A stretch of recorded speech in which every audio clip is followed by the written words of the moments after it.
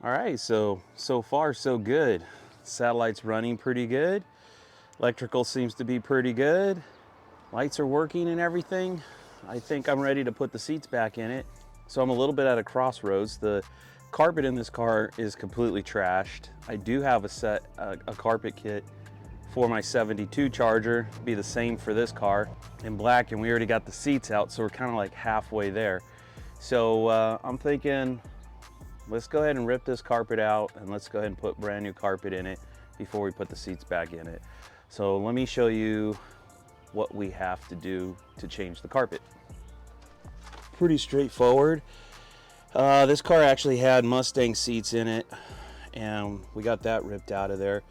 But basically for the bench seat that's supposed to go in here, there's 4 studs from the seats that go through the floor. And so 4 nuts. Takes a 1/2 inch socket to pull those out, and boom, you can pull the front seats out. Pretty simple. The back seat, show you a quick little clip here of me pulling the seats out. So in order to get these seats out, the bottom is hooked in.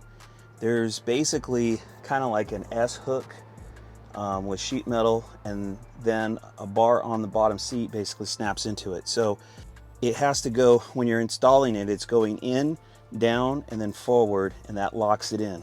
So to get it out, we have to push back, up, and then forward through the opening. And I'll show you once I get the seat out of here. There we go. Had to push it back to get it out. So there's like a rod, part of the springs of the seat that nestles in here. So to get the seat out, you got to push it backwards, come up and over this so it can go forward on both sides. There's another one on that side, and then the back simply pulls out. Once you have that out, you have the back, which has these tabs kind of folded over, part of the springs. You just unfold that tab, and then you push the seats upward off of that hook, and voila, the seats are out. So next thing we got to do is we got to pull the seat belts out for the front. Pretty straightforward. Just so you know, these big sockets are kind of concaved a little bit, and the heads of these screws or bolts are very shallow. So you need to have something more like this that, you know, can bite onto that. So I use this one to kind of get it going, and then I use this one, or you can use an impact once you get it going. Once it's starting to come out a little bit and you can get the head of the screw into the socket better, then you can pull it out faster.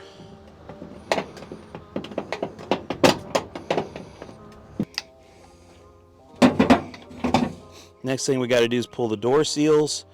So there's 4 of these screws here, and then there's 1 on each side. That one's missing. That one's missing.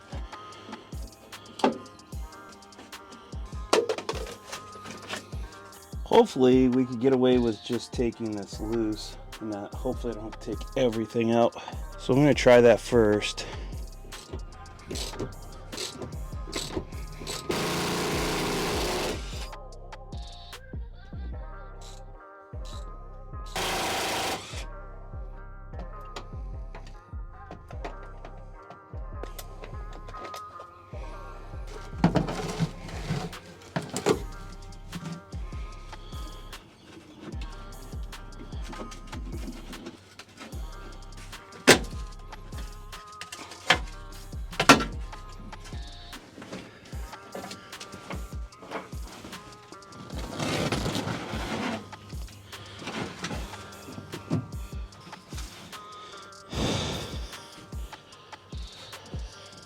So here's the floors.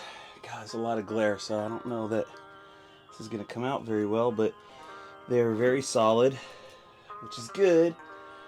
You know, it's typical California stuff. It's a bunch of dirt, but we got good floors under here. No rust. Anyway, the floors look pretty good. Some butcher got in here and walled out that hole to get those Mustang seats in here. There's some holes from some other non-Mopar seats in here.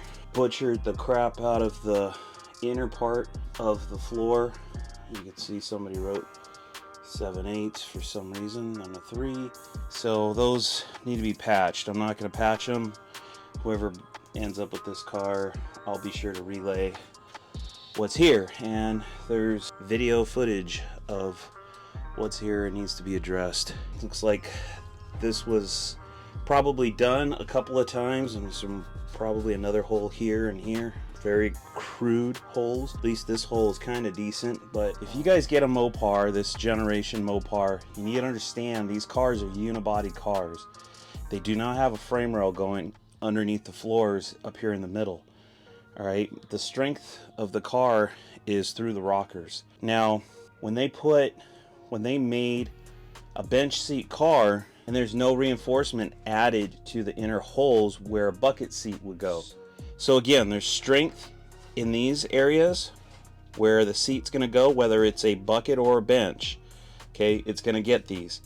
But if it's a bench seat, they don't bother adding reinforcements to the inner part of the holes, because on a bench seat, nothing's going to bolt there. The bench seat goes from here to the same side on that side. Okay, no reinforcements in the middle.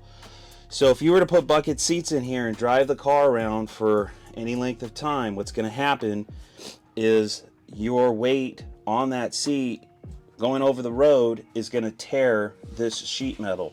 Okay, because it's just sheet metal, it's not reinforced. If this were a bucket car, there would be plates welded here on this side. The plates for the outside are underneath the car. On a bucket seat car, the reinforcement plates are welded to the inside. So if you are going to convert a car from a bench seat to a bucket seat, make sure you add some reinforcement plates so that you can spread the load so you don't end up tearing your floors. We're going back to a bench seat, so I'm not worried about reinforcing that or welding that up right now.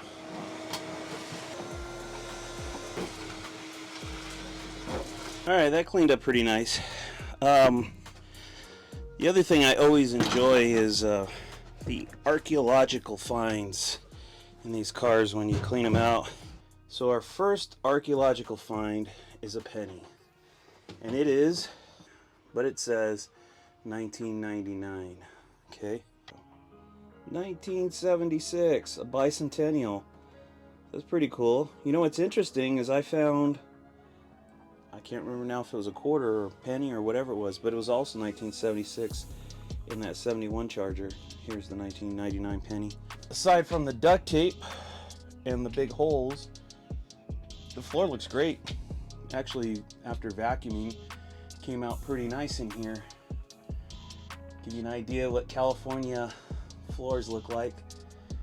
Just spectacular. Okay, gotta get the carpet laid back in here, and we'll start putting the seat belts, the seal plates, and the seats back in.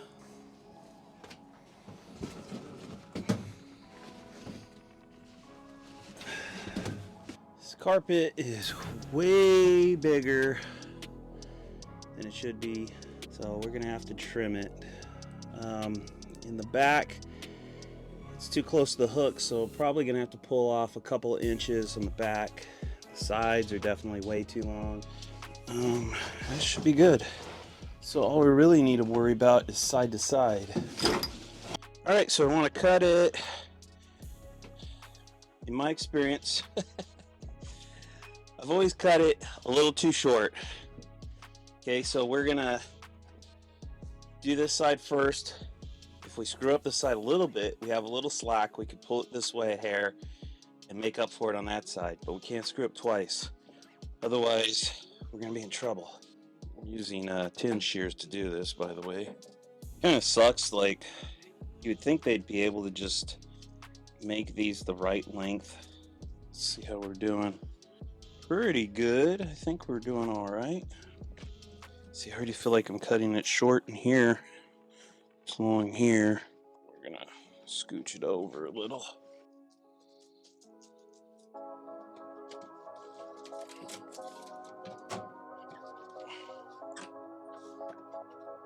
Came up pretty good. I think we're a little long here, so I'm gonna go ahead and trim a little bit. Never mind. Just fix that. All right. Yeah, I think we're golden. This side should be easier because I'm right-handed, cutting this way anyway. All right, let's try. Shove this over as much as we can. Looking pretty good. And if I cut a little long, it kind of seems like it's getting a little long right in here, always come back and trim a little off. But if I cut too much off, I'm hosed, you know, can't add material.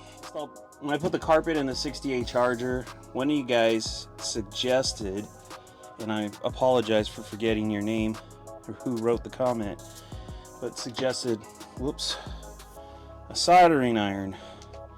Basically melt your way through the carpet to put the holes in place for the seats and the seat belts. So we're gonna give it a try. All right, so this hole doesn't go through the rocker, so basically I'm gonna have to eyeball it through the top. That worked super nice. Dude, whoever gave me that suggestion, put in the comments of this video, that was me. That is a great idea. That was like almost too easy. A little bit bigger.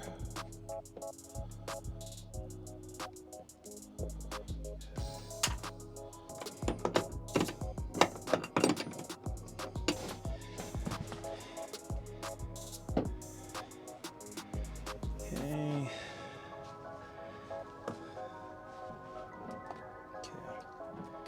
Found the hole.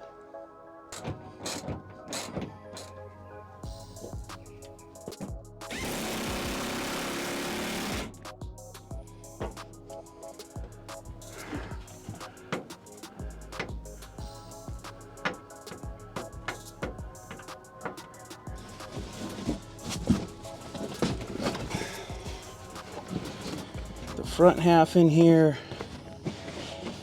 Obviously we're gonna have to trim this too. Definitely way too long. All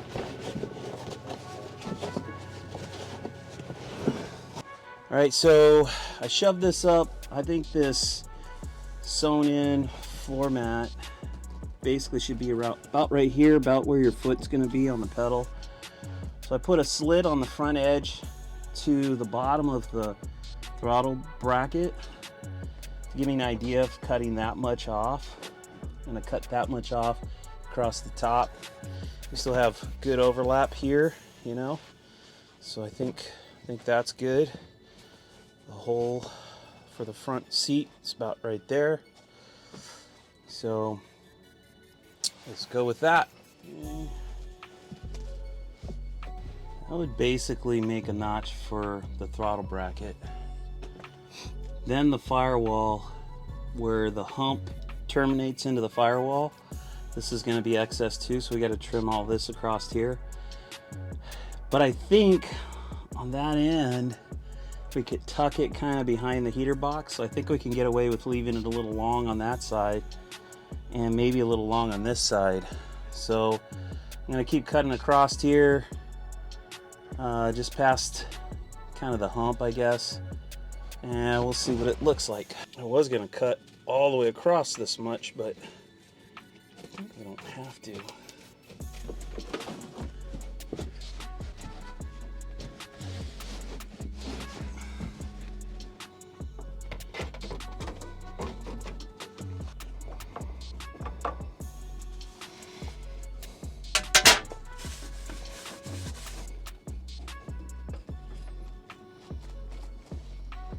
New plan. I'm gonna try putting a Sharpie line on here.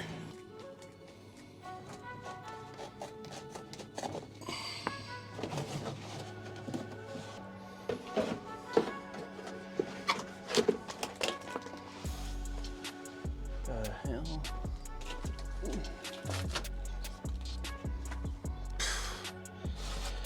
Damn. That made a mess. That was brittle.